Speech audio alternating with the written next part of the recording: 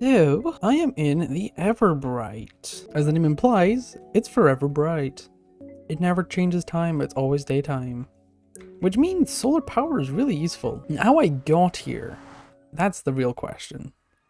This is an Everbright portal. You have to find them outside somewhere. It's like a weird cabin. There's like a weird looking villager, like a singular villager, and then there's like a broken portal. You can mine the blocks and rebuild it, and then go through the portal. I think you have to trade with him to get the lighter, because you can't just use flint and steel. It has to be a certain item. I don't remember where I found it. It's somewhere. I'm stealing the idea to build something inside this biome, except there's a couple downsides. Normal pickaxes, look how slow it mines. This is unobtainium. But then obviously, the little workaround is you can use the atom destroyer or dismantler, atomic dismantler, and it just tears through it. Also, flight's disabled. So yes, I'm looking for like a pretty flat open area. Here actually looks pretty fine. So yeah, even your Morgan blade, which does 4,000 damage, still doesn't even one shot. It does normal sword damage. These mods aren't intended to be played with other big mods, so they don't think you're gonna have these really overpowered stuff that can bypass it. Let's just place this here.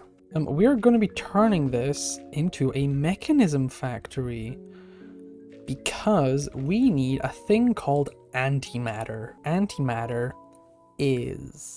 Oh! They've updated the GUI to have little locks on them. Ah. Oh wait, no, they updated some of the stuff as well. Oh. Hours changed. Yeah, I hadn't updated it in like many months. So yes, antimatter. So on the advanced page for mechanism, we have the whole dark matter page to make antimatter pellets. Oh, was it antimatter, no dark matter? Was I saying dark matter this whole time? If I did, I meant antimatter. Anyway, so yeah, we need a lot of antimatter for the other mod star. And so we'll need an area that's far away from our base, because this stuff can, I'm pretty sure, go nuclear. I don't actually know what there is to do in the blue skies. Let's see. There is a tab for it. Oh, there's bosses. So yeah, we're gonna have a couple reactors in this place. And I'm pretty sure a way better power source. Because yeah, we're gonna be using a reactor, which is why I said this thing can go nuclear. Because I think we're using fission as well, which I've only tried once, and that was on Skyblock. Okay, it's a bit messy, but I cleared out the area a bit more. So we can start on mechanism. So to start off, we need to dress up.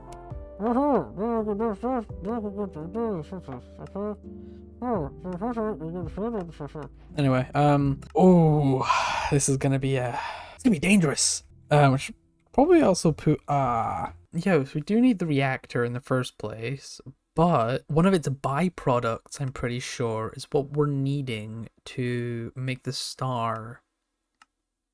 Oh no, it's extreme reactors. Never mind. This is a mechanism one. So yeah, let's make some patterns to just speed this up a little bit. Okay, so now we can just... Wait, how much do I need? Mechanism, we need 44 casing, okay, and 50 glass. So now we got the reactor stuff. So we need the fuel assembly and the control rod assembly. So yeah, we'll need ports and failsafes. Okay, I've added a little layout now. So this is where the fission reactor is gonna be, because I do not trust myself in the slightest, and better go big than go home.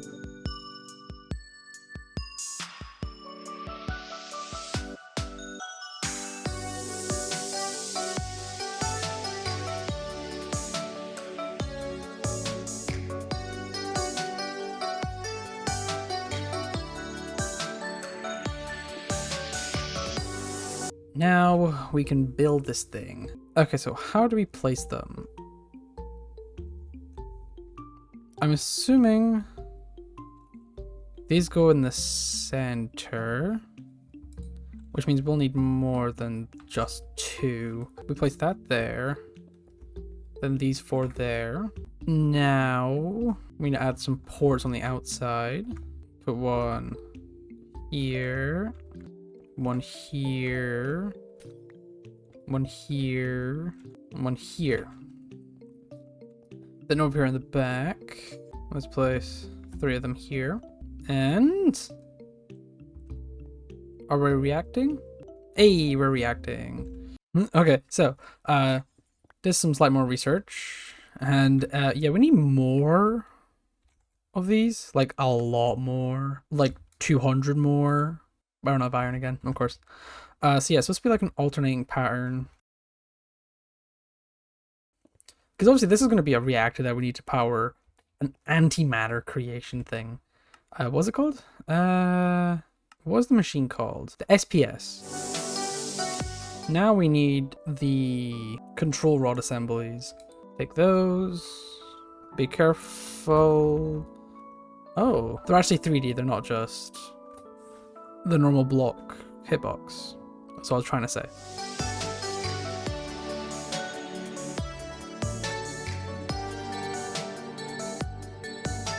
That should be that. Now it's not turning on, and I can't figure out why. Screw it. Let's just break all of them. Okay, let's see. I thought it was... I swear if it was that one piece of glass. Wait, I thought Everbright was always daytime. Why is it nighttime? Or why is it darker at least? It was that one piece of glass, wasn't it? God damn it. Damn, it's foggy. Anyway, our reactor works now. Also, I realized it's kind of ironic. The thing we're needing to be cooling a lot is in the ice biome. Over here, wrong side. I went the completely wrong side, god damn it. This side, we have the logic adapters. These things let you toggle redstone pulses depending on certain criteria. So say the temperature is too high, it'll send out redstone pulse. You got excess waste, it'll give out a pulse. Critical damage, insufficient fuel. If it's active, it's disabled. All of them, whichever one you pick, will give you a different pulse, which is good because it can turn off the reactor. So with the power of redstone links, so let's just, whoops. So yeah, each one will select representing a different possible reason to want to shut down the machine. Mistake. So they all need to be on the same network. Let's just replace, because they're all going to be turning the thing off anyway. So just get rid of those. Now, if you go down here, this is an AND gate. So how it works is it reverses signals. So this is saying there is a redstone signal. So it's going to the block, which then deactivates the redstone torch, which is connected to deactivated redstone, which goes into a receiving link. This is so that if, let's just break this, remove that. So when we break this, it will activate, because we want it so whenever this isn't giving a pulse, we want this to never have a pulse, so that this is always deactivated. But obviously right now we have a problem. There's no fuel. So it's giving a signal telling the machine to stay off. So let's just plug that back in.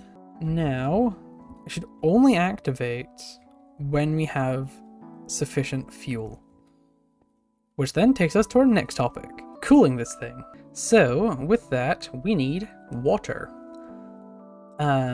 With the water, we're going to be using integrated tunnels. So these fluid interfaces, I think we might have used these before. I can't remember. The way these work is they transfer water really quickly. So we're going to be importing it into the reactor.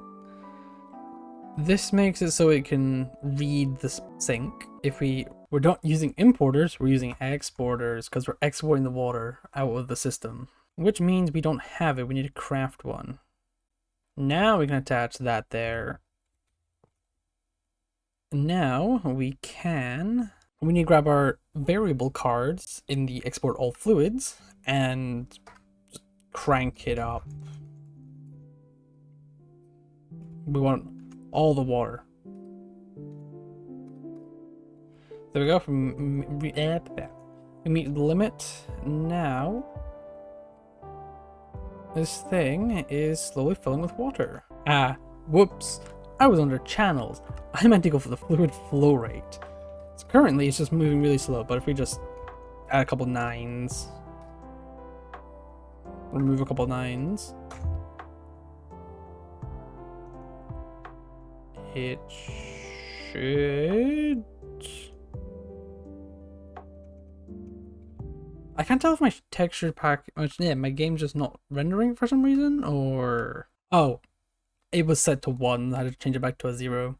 It's on, I think. No, it's not fueled. It's cooled, though, which is good. You don't want a reactor overheating, because that's how they blow up. Now, we need a way to export some of the byproducts of this. And one of those products is steam, which... currently we don't need at all. So let's just make a couple ultimate trash cans. So now we have 3. This is some really nice music.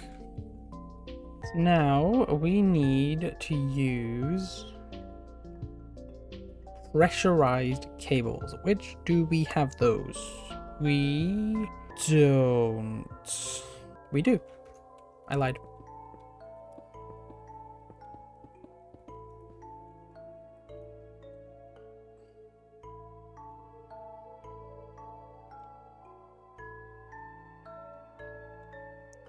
The output coolant, because obviously you're going to be burning water. You know what I mean. The water evaporates and becomes steam, which we don't need yet.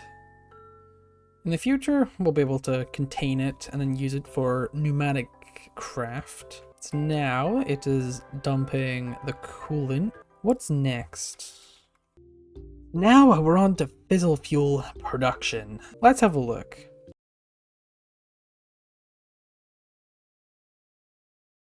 This version, in the centrifuge, we need the uranium hexafluoride, hydrofluoric acid, uranium oxide. I get this from the dissolution chamber and fluorite with sulfuric acid.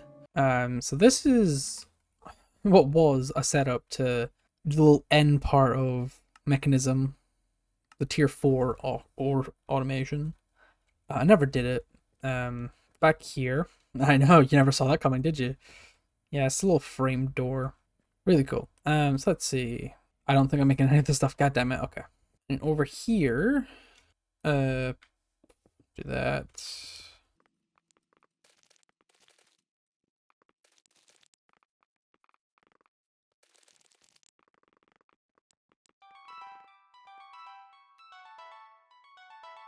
Yellow cake uranium.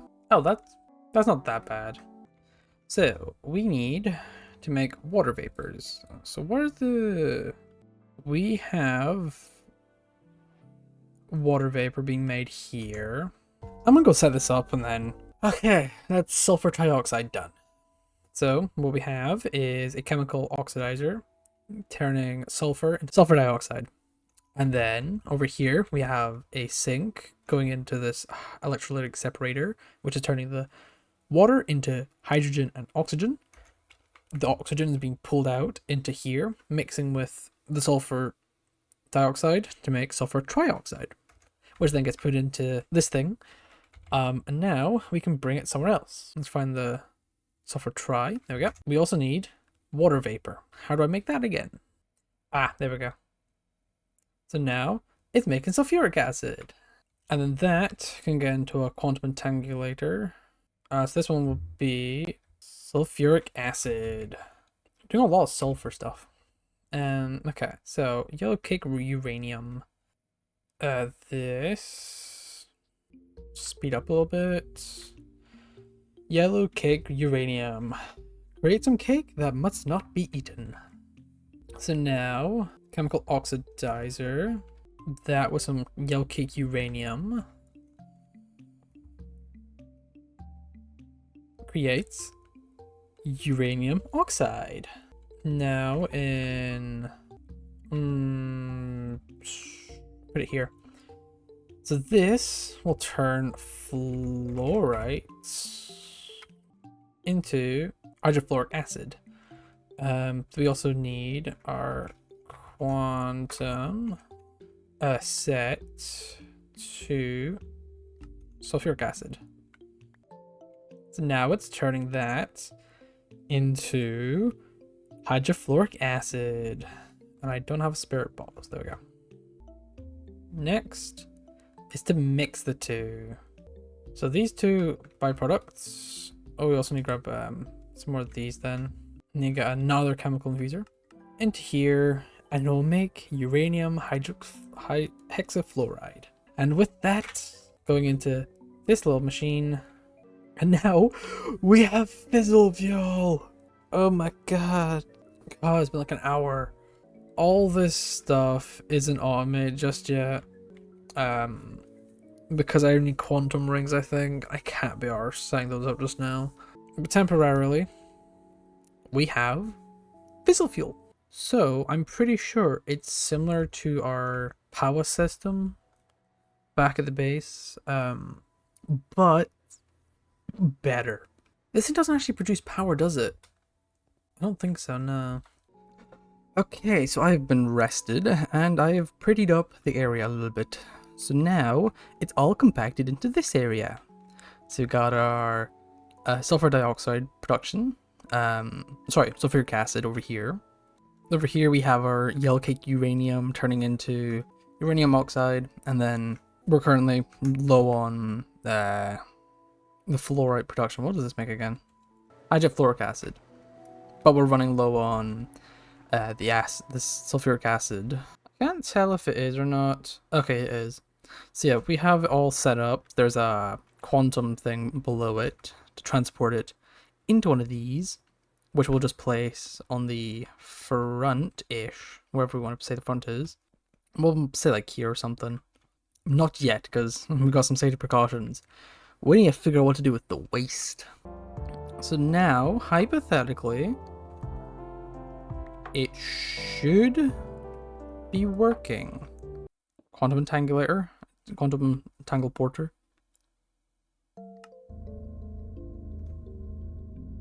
The reactor's on. All systems are go. No fuel problems. I think it's steady enough to keep producing. Because yeah, look how much we're still backlogging.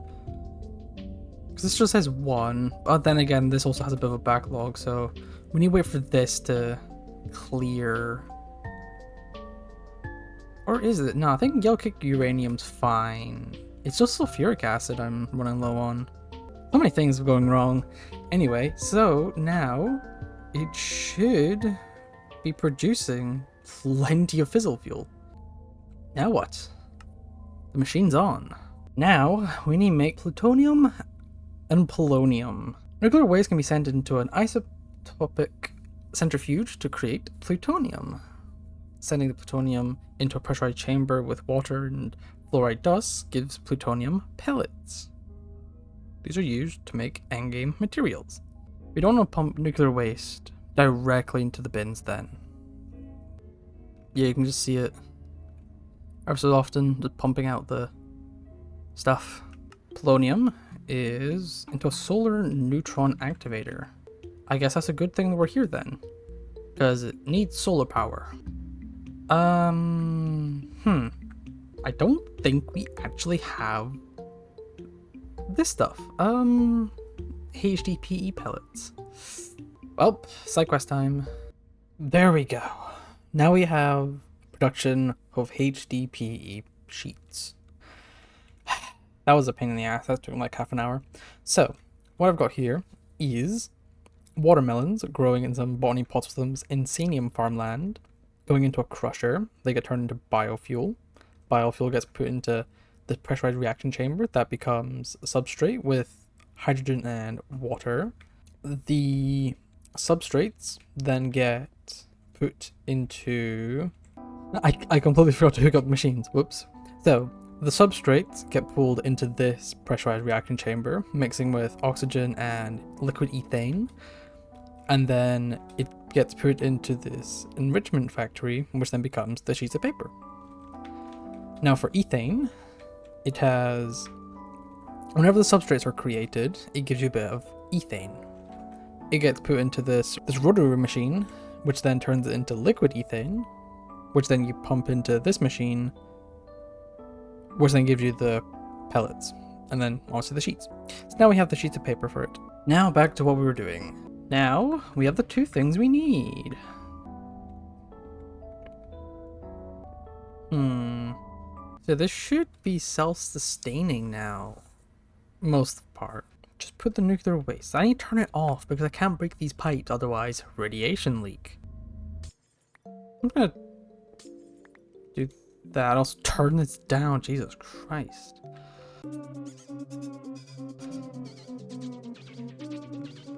Oh yeah. Uh-oh.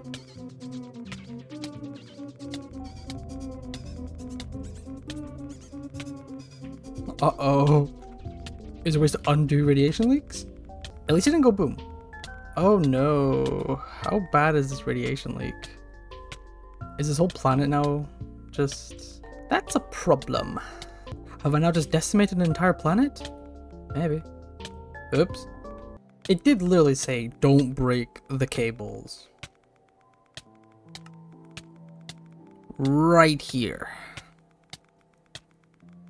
Breaking any machines, barrels, or pipes, or anything that has radioactive gas inside it will cause a radiation leak. What did I do? I broke the containers and pipes that had radiation in them. Oh, I need to figure out this problem then. So, Google says, wait for the radiation to decay. Yeah, you can see the radiation in the distance, and the particles in the sky. Oofed. Can I even die? Is that even possible? I don't think I can. What's keeping me alive? I guess I'll be back once the radiation clears, or I figure out what to do. There's commands you can do, but I don't really want to do commands because that's kind of cheating. Also, can I? Yeah, I can't use commands unless I turn on LAN.